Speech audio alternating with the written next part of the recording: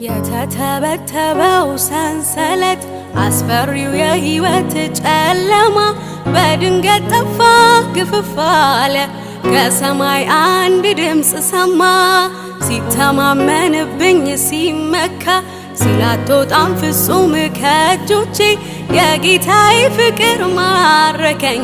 ወጣሁን ሰይጣንን ከድቼ ከህይወትም ህይወት ከክብርም ክብር መውጣት ከጨለማ ከሙታ መንደር ለሰው በዘመኑ ይህም አለ ለካ መስፈሪያ የሌለው ሰላም ከቶም አይለካ።